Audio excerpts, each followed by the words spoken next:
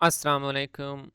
आपने different writings में ये चीज़ तो देखी होगी कि उसका पहला लफ्ज़ काफ़ी सारा बड़ा होता है और बाकी उसके साथ क्या है टेक्स्ट लिखा हुआ था। तो इसको हम क्या कहते हैं? इसको कहते हैं ड्रॉप कैप। ठीक है, तो ये हमारे पास ड्रॉप कैप क्या करता है, पहले करैक्टर को ठीक है बड़ा कर देता है, एनलार्ज कर देता है।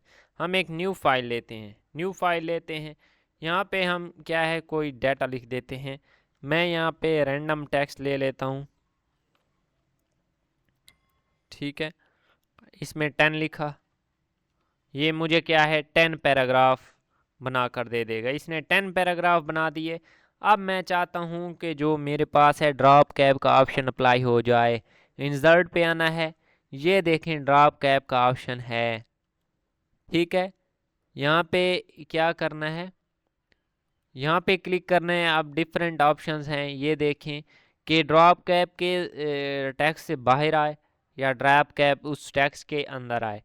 तो मैंने ये सिलेक्ट कर दिया। अब क्या है ड्रॉप कैप टेक्स्ट के अंदर है और उस कितनी लाइंस ऑक्युपाई कर रहा है, 3।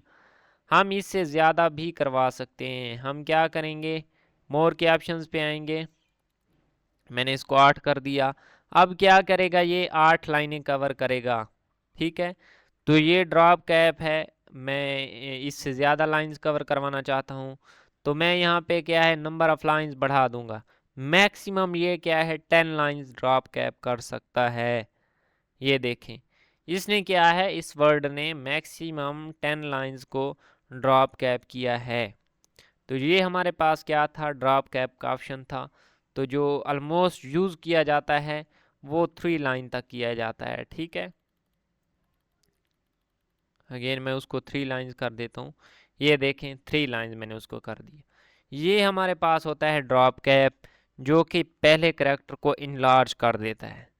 अगर आपको वीडियो पसंद आई है तो लाइक ज़रूर करें। मिलते हैं नेक्स्ट वीडियो में। अल्लाह हाफिज़।